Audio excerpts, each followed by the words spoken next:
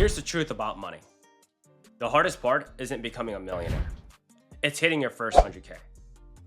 When I was working towards that first 100K, it felt like nothing was moving.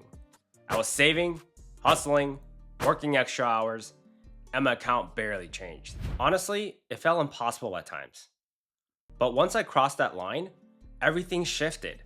That's when money started working for me instead of me just working for money. In this video, I'll show you the exact steps I took to get there. Nothing fancy, no shortcuts, just a clear path that actually works. Let me rewind a little. After college, I joined the Army. Now, Army pay is steady, but it's not going to make you rich. What it did give me was something way more valuable: structure, discipline, and the ability to just grind through tough times. When you're waking up at 5 a.m. for training, you learn discipline real fast. And that carried over later when I needed to save money. My first car was a Nissan Altima. Reliable, not flashy, and it got me from point A to point B. That car taught me early that it's not about what you drive, it's about what you keep. After the Army, I decided to go for my MBA. Honestly, it was terrifying. It cost a lot, it meant taking on debt, and it was stressful because I didn't know if the payoff would come. But it gave me the skills and the confidence to get into the corporate world. When I finally landed my first tech job, I thought, okay, now the money's going to start stacking. But here's the reality. Even with a bigger paycheck, 100K still felt like it was miles away. And that's when I realized I needed a real system and smaller checkpoints to keep me going.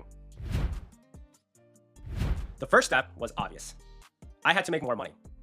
Look, you can't save your way to 100K if your paycheck only covers rent, food, and gas. You need a gap. And that means growing income. So I focused on getting promoted. I took on harder projects. I built relationships with people who could mentor me. And when it made sense, I job hopped. That Army to MBA to tech leap was the single biggest jump in income I had ever made. But I didn't stop at my 9 to 5 either. I got my real estate license. Every house I sold gave me a commission, and I saved those checks instead of spending them. And here's something most people don't realize. I also did gig work, Uber, and some random jobs.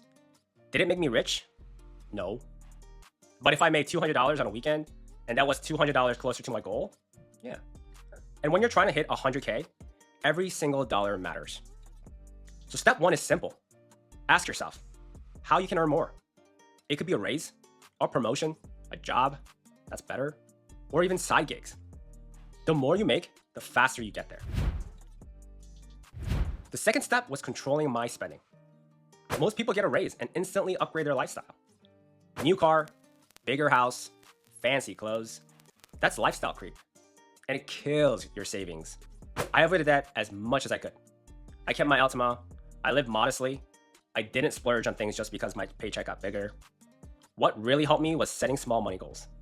My first goal wasn't 100K. It was as simple as $100.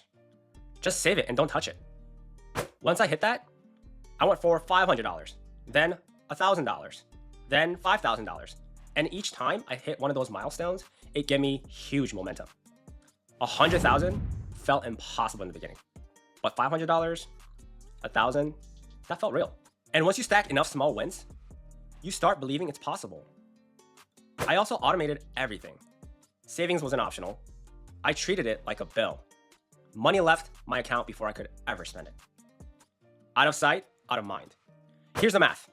If you make 60K and save 10K a year, you'll hit 100K in 10 years. But if you grow your income while keeping expenses steady, you cut that time in half. That's the power of discipline. Step 3, save and invest every single month. Once I had some savings, I knew I couldn't just let cash sit. Inflation eats away at it. So I started very simple, contributing to my 401k, putting money into index funds. I wasn't chasing flashy investments. I just wanted steady growth. But I also started investing in real estate myself. Nothing huge at first, but enough to build equity. Real estate gave me two things: cash flow and long-term growth. My savings grew faster because I wasn't just relying on the stock market. I was compounding in multiple places. And let me be honest, at first, it felt painfully slow. 10,000 felt like nothing. 25,000 still felt pretty small. Even at 50,000, I remember thinking, this is going to take forever. But consistency is everything. Some months I put in $500. Some other months, I would put in $1,000 or more. The important part was that I never stopped. That's when I saw compounding start to work. Think of it like rolling a snowball. At first, you're pushing it uphill. It's very heavy. It's slow. It feels pointless. But once it's big enough, gravity kicks in, and the snowball rolls on its own. That's what 100K is. It's called the tipping point. The final push came from side hustles. Selling homes gave me big chunks of income. Real estate investing gave me long-term growth.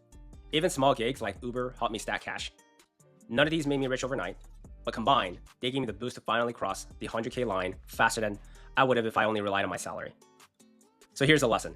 Don't underestimate small opportunities. $200 here, $500 there, it all adds up. Now let me be real with you. I didn't do this perfectly. I wasted money picking individual stocks instead of just sticking with index funds. I bought things I didn't need because I thought I deserved them. I even spread myself too thin chasing projects that didn't pay off. But here's what I learned. You don't need to be perfect to hit 100K. You just need to be consistent. Keep saving, keep investing, keep stacking habits. That's what gets you there. So here's a simple path I followed to 100,000. Step 1, make more money. Step 2, spend less than you earn. Step 3, save and invest consistently. Step 4, add side hustles for an extra push. And that's it. It's not easy, but it's very simple. And once you cross $100,000, the game changes. Compounding speeds things up. Your money starts working for you. And the next milestone, 250K, $500,000, or even $1 million, come way faster. This was the hardest step of my journey. In the next video, I'll share how I went from 100K to 250K. So hit subscribe, and let's keep building wealth together.